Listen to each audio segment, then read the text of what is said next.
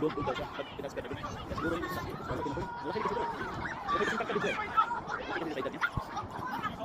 Ngayon mo siya, hindi mag-enjoy yung anak doon. Tingnan mo. Saka hindi din siya makasipa. Reklamo siguro yung pag-uwi.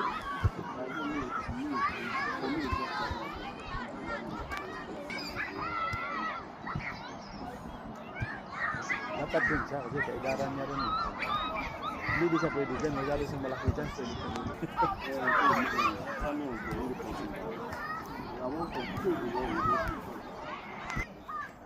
Football din sa kanila eh.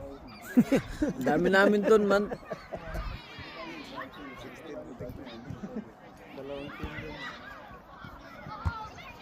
Lima nga. Yung dos.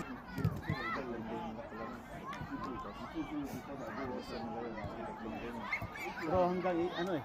Hanggang mas taas ang oras.